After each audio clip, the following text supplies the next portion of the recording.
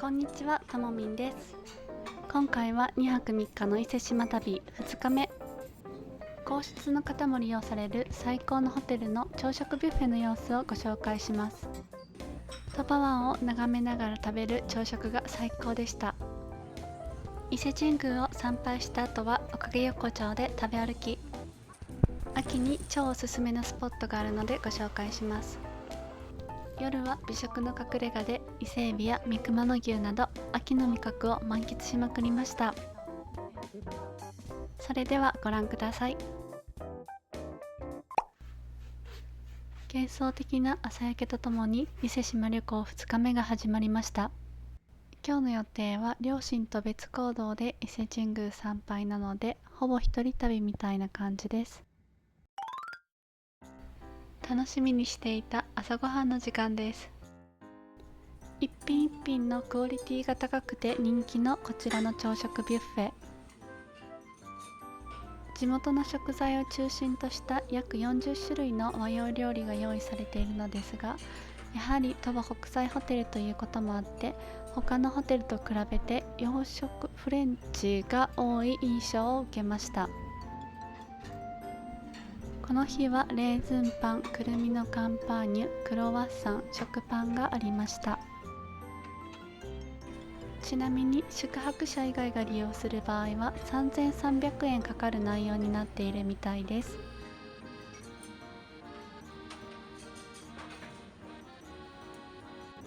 このおにぎりは口コミに美味しいと書いてあったので食べるの楽しみにしてたのですが、洋食だけでお腹いっぱいになってしまって食べれず。あさりしぐれとか美味しそうですよね。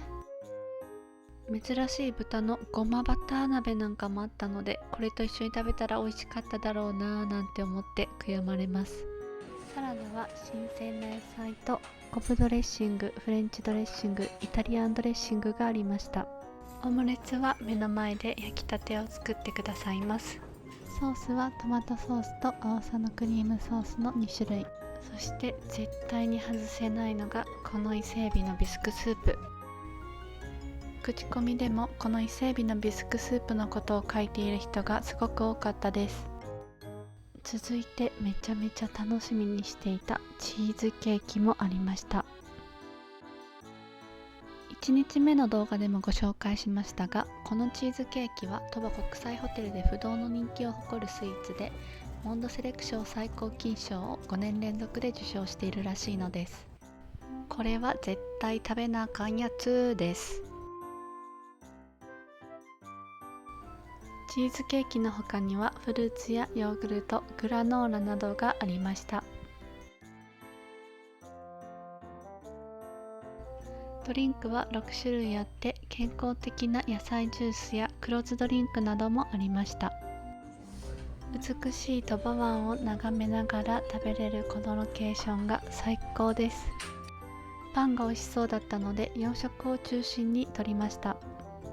ホテルの朝食ビュッフェが大好きで函館朝食戦争にも参戦したことがある私ですが、鳥羽国際ホテルの朝食ビュッフェは品数が多いというわけではないのですが、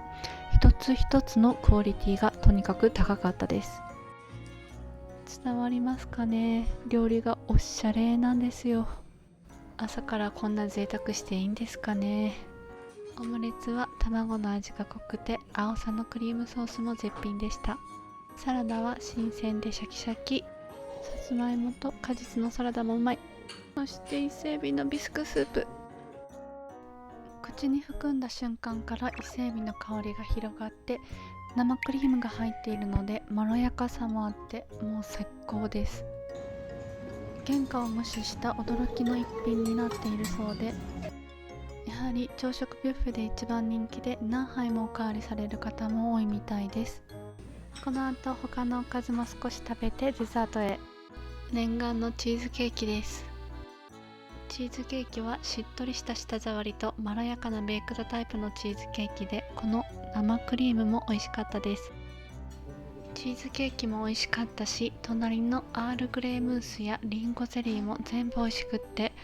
とにかく一つ一つのクオリティが高い。大満足の朝食でした。ごちそうさまです。1日目の動画でもお伝えしましたが、とにかく最高の滞在になった鳥羽国際ホテル。鳥羽湾を一望できるこのロケーションがまず最高で、夜ご飯も朝ごはんも一品一品のクオリティが高くてめっちゃ美味しかったです。そしてさすが皇室の方も宿泊されるホテルだけあって、ホスピタリティも一流でした。特に年配のホテルマンの方の接客が素晴らしく、子供の頃に見たホテルというドラマを思い出したほど、あのドラマに登場しそうなこれぞ一流と感じる素敵な接客でした。伊勢志摩旅行を特別な思い出にしたい方におすすめのホテルです。伊勢神宮に参拝するときは二見興玉神社、伊勢神宮下宮、内宮の順番で回るようにしていますが、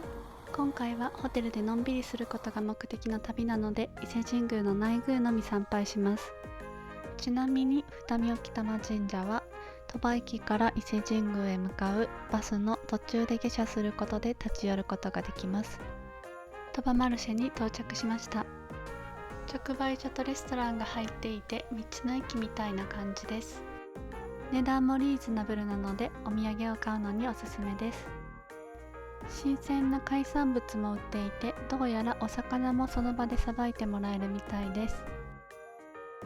ここで青さのりの塩せんべいと青さのりを買いました。三重に行くと青さのりは必ず大体買っています。これはここ鳥羽の青さのりのようでした。ちなみに鳥羽マルシェに立ち寄る前に鳥羽駅のコインロッカーにスーツケースを入れておきました。鳥羽駅にはたくさんコインロッカーがあるので、お好きな場所に入れることができると思います。観光案内所があるので、わからなければそこで聞くこともできます。先に出発した両親は内宮のそばにある瀬の国屋さんというお土産屋さんでスーツケースを預かっていただいたみたいです。お店でお買い物することで無料で預かっていただけるみたいなので、気になる方は調べてみてください。鳥羽駅から伊勢神宮まで行く方法は2通りあって、1つは近鉄電車とバスの組み合わせ、もう1つはバスのみの方法です。どちらも所要時間は50分程度で、どちらも回り合わせで無料になります。近鉄電車で行く場合は、五十鈴川か宇治山田駅で乗り換えをするのですが、乗り換え先のバスがいつも混んでいるので、私はこのキャンバスを利用するようにしています。ただしキャンバスは1時間に1本程度しか走っていないので、時間が合わない場合は近鉄電車とバスの組み合わせを選択することになるかと思います。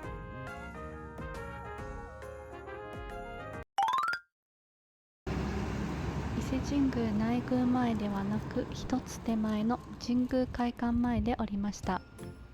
内宮に早朝参拝したいときはこのお宿によく泊まっています。一つ手前で降りた理由は、内宮の参拝前におかげ横丁にあるこちらのお店に寄りたかったからです。このお店、伊勢宮中は神棚や寝具の製造販売を行っているお店で、数年前におかげ横丁を歩いている時にたまたま見つけました。今回は11月だったので、来年の正月用にこのしめ縄と水晶のブレスレットを購入する目的でやってきました。このしめ縄は何かでおすすめされていて、その時はネットで買ったのですが、とにかく香りがすごくいいので、以来ネットで毎年注文させていただいています。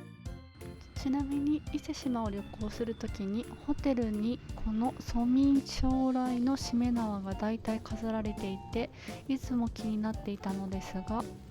これは伊勢地方に伝わる蘇民将来の逸話に由来しているそうです。すごく簡単に説明すると、その昔伊勢の地を旅していたスサノオノミコトを心優しい蘇民将来さんが自分の家に泊め、その善行のおかげで蘇民将来さんの子孫は疫病を免れ代々栄えたというお話です。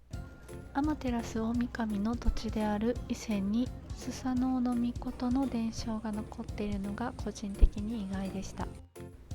水晶のブレスレットは伊勢参拝記念商品だそうで、伊勢お守り腕輪と言います。この動画を撮るまで気づいていなかったのですが、島地方の海女さんが使う魔除けのマークである聖マンとドーマンというマークがついています。伊勢宮中から10分ほどで内宮の入り口に到着です。いつ来てもめちゃめちゃ気持ちいい内宮の境内。内橋を渡ったらまずはこの五十鈴川でお清めをします。五十鈴川は今から2000年以上前に天照大神を伊勢までお連れになった大和姫の命が御母の裾の汚れをすすいだという伝説があり、心身を清めてくれる神聖な川と言われています。伊勢神宮のこの気持ちがいい気が入るように、先ほど購入したブレスレットをこの神聖な川につけさせていただきました。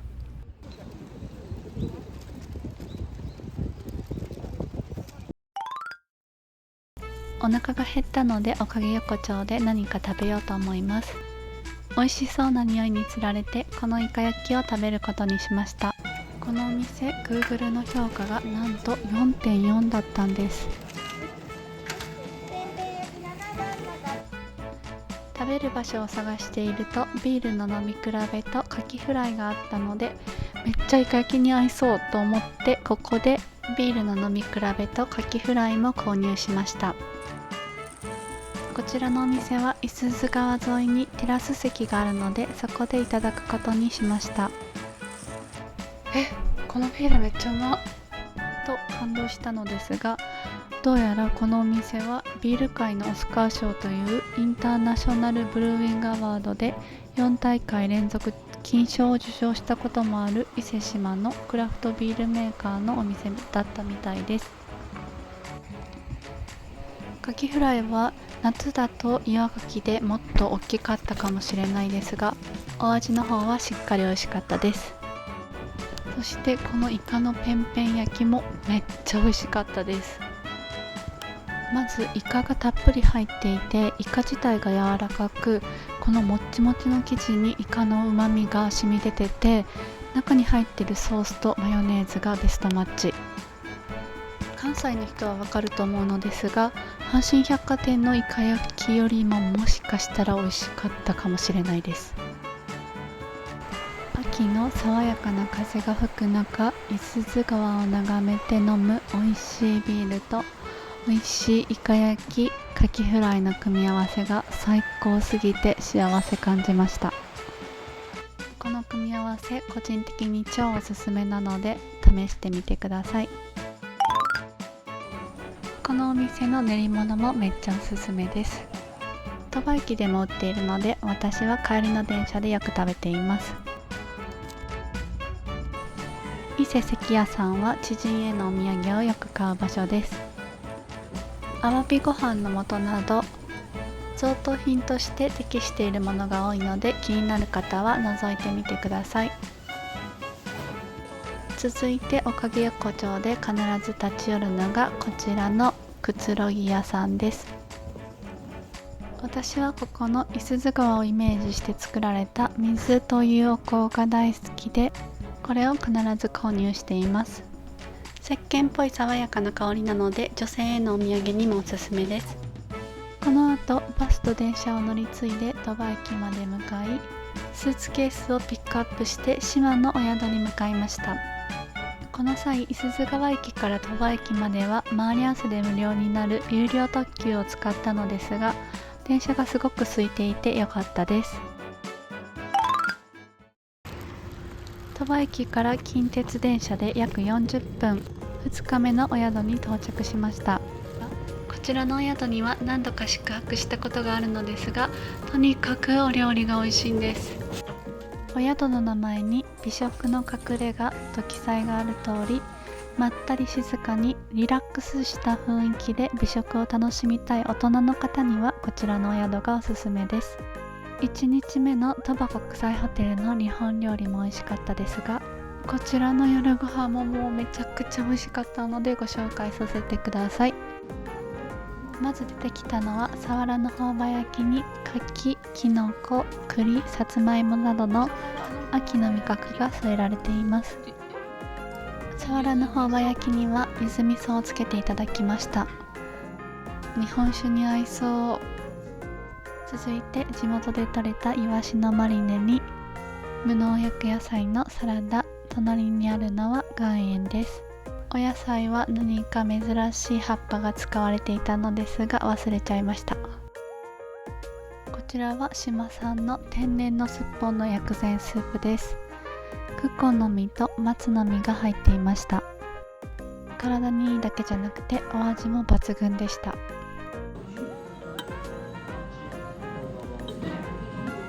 さわらとわらさのカルパッチョ。